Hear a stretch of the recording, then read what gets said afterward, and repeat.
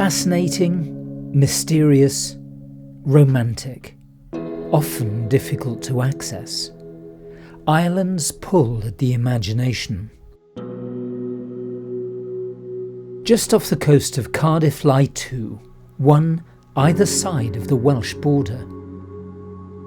Flatholm being the most southerly point of Wales.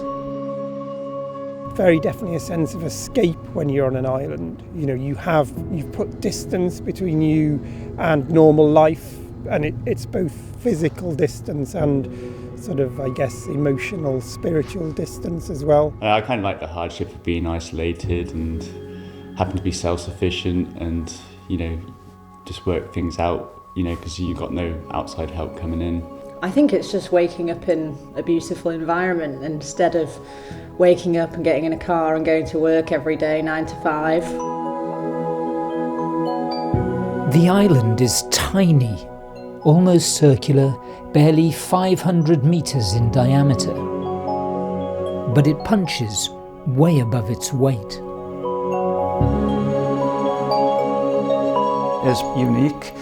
It's set in the middle of one of the most important estuaries in the world, covered by international, European and UK designations for nature conservation. So it's a hugely important site. It gets you, and once it's got hold of you, you find it very difficult to let go. And I keep going out there, I keep finding something new. Flatholm's geology is significant. The Carboniferous limestone especially interesting. Shaped in places by the sea.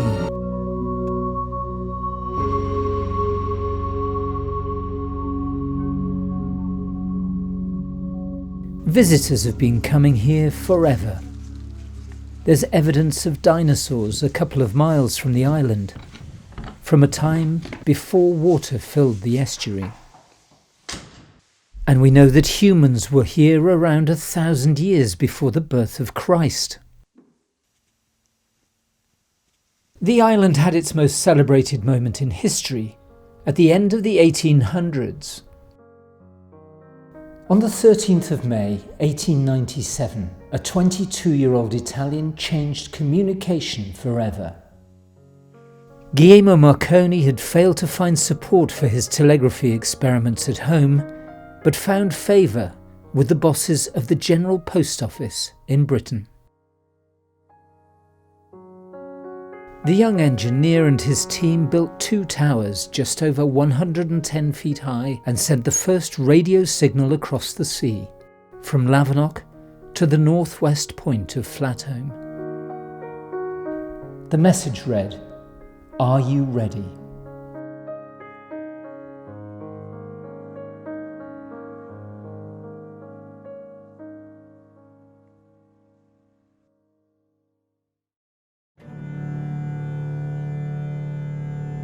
The first known visitor was St. Caddoc.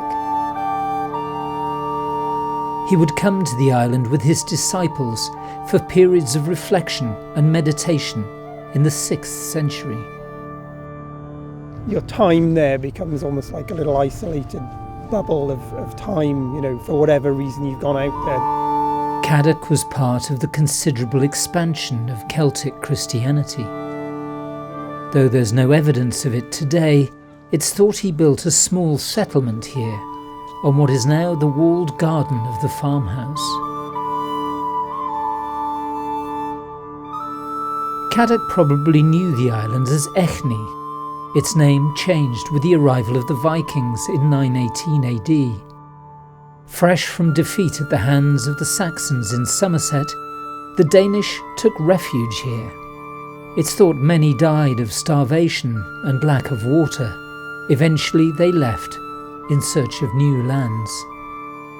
Ever since, the island has been known as Flatholm, home being the Scandinavian word for river island.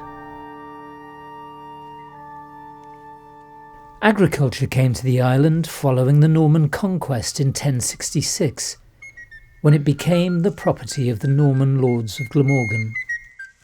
Though small, it was farmed continuously for around 800 years. One farmer, in the late 16th century, was known to be paying 10 shillings a year to rent the island, along with warren rights for rabbits.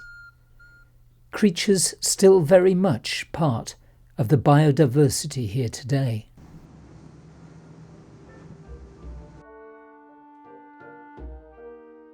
Along with much of the coast of Wales, smuggling played its part. Caves along the eastern side of the island were used to store illegal goods before they could be taken ashore to the mainland.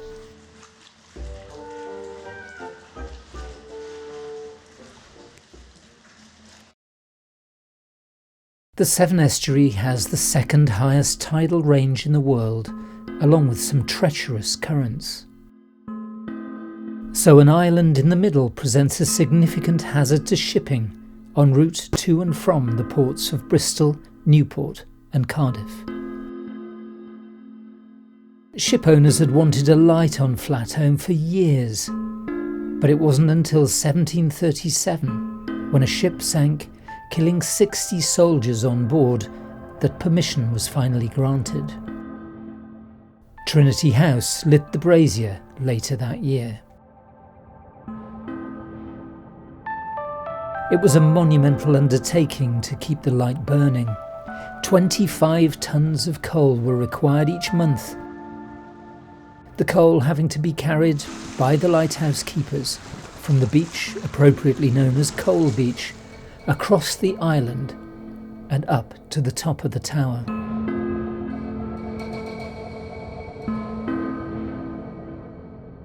Despite the hardship and poor illumination, the brazier light remained in use for 80 years.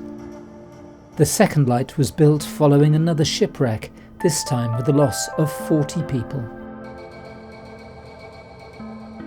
The current light, the third on the island, is automated and electric.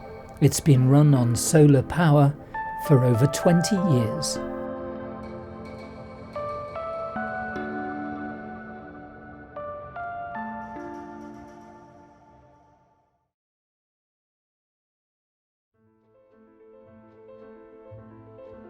In 1850, Queen Victoria visited France. She came home, concerned about the build-up of military power. She thought Britain was at risk of invasion.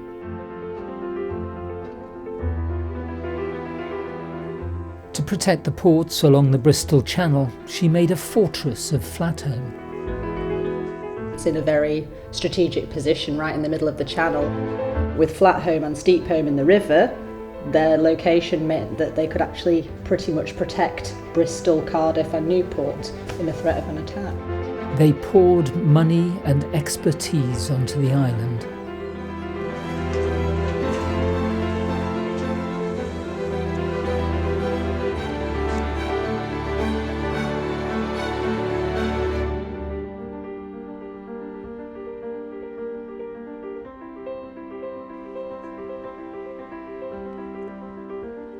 Victorian engineering is a prominent feature here on Flatholm, and to my mind there's no finer example on the island than this vast area of rainwater capturing.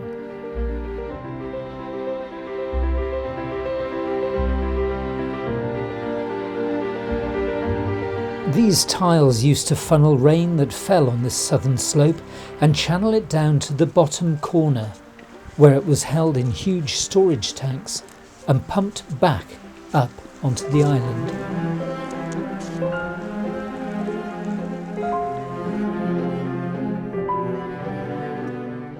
It was necessary as a garrison of soldiers was due to be stationed here. In reality, few of them came.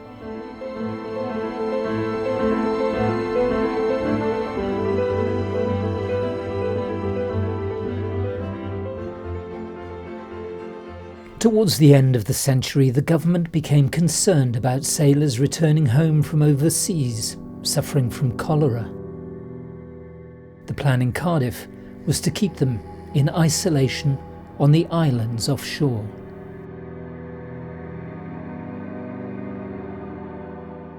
A tented hospital was built. It proved inadequate. So this iconic building with 2 6-bed wards was built in 1896. A laundry, crematorium and a cottage for the medical staff were also built.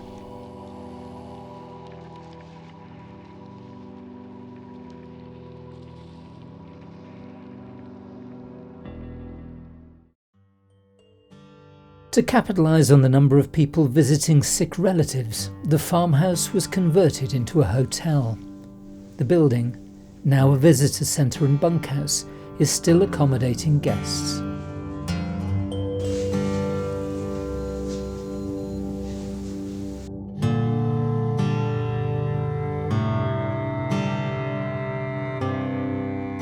By the time Marconi arrived in 1897, the hospital was also treating patients from Barry to Bridgewater in Somerset, who were suffering from yellow fever or the plague. It was finally condemned in 1935. The Cholera Hospital is one of the buildings that's being conserved in a new National Lottery Heritage Fund partnership between the Council, the RSPB and the volunteer-run Flatholm Society. The key aims of the project really are partly to restore some of the key historic buildings, to tell this story of a walk through time. That's one strand of it. The other is to ensure that the nature conservation interest of the island, the gulls and the other features that make it a site of special scientific interest, to make sure those are protected in the best way possible. It's one of the largest lesser blackback gull colonies in Wales.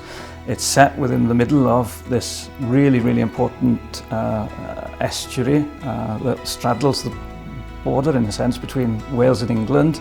It has the second highest tidal range in the world, and so it's created a unique environment as a consequence. Ultimately, the project is all about people. These are things which are unique, and we need to make sure that people know about them, and people can experience them, people can enjoy them. One of the other buildings to be preserved is the Foghorn. Built in 1908, it served the estuary until the lighthouse was automated.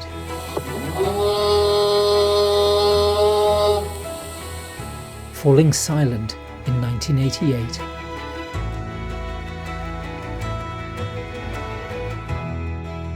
The Foghorn Keeper's Cottage has already been renovated. It provides comfortable, self-catering accommodation for visitors to the island.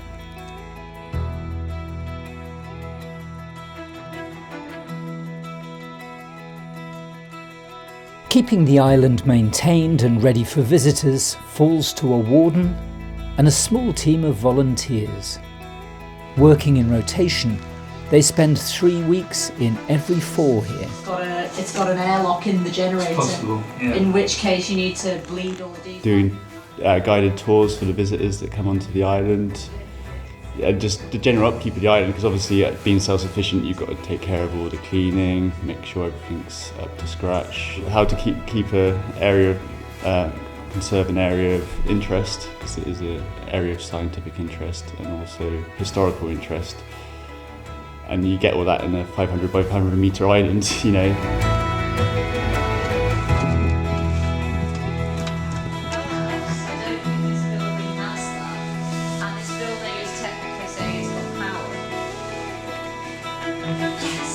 You can't always stick to plan A on Flatholm. I think it's, you have to have plan A, B, C, all the way to G, I think. Nearly 100 years after Queen Victoria's concerns, Flatholm once more gave comfort from the threat of invasion. This time, Hitler's Germany was the danger. 350 servicemen came to the island to protect the Bristol Channel ports from the sea and for the first time from the air.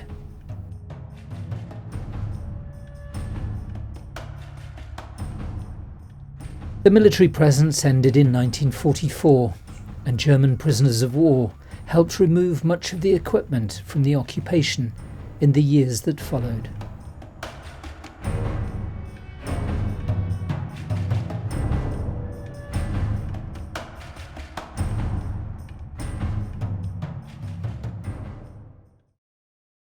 Today the island belongs to the people of Cardiff, and in Wales the Wellbeing of Future Generations Act means young people are considered in every policy and legislation that is agreed.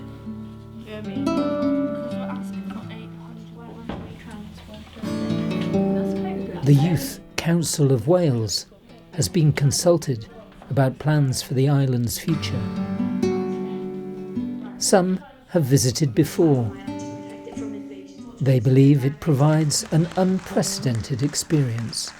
It was definitely not what I was expecting, but being isolated away so far from everything that I'm used to gave me opportunity to bond with friends in a way I possibly wouldn't have been able to with all the other distractions around. A lot of people don't realise how important it is to have outdoor areas for people's mental health and well-being, and I feel like anything that shows how well it can be used is doing a great service to all young people.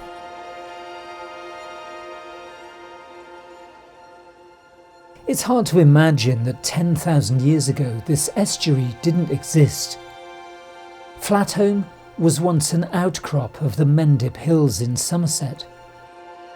Since the last ice age, the island has had an extraordinary story. If climate change predictions prove true, and the sea levels continue to rise, who knows what the long-term future here might be. But the immediate future looks bright.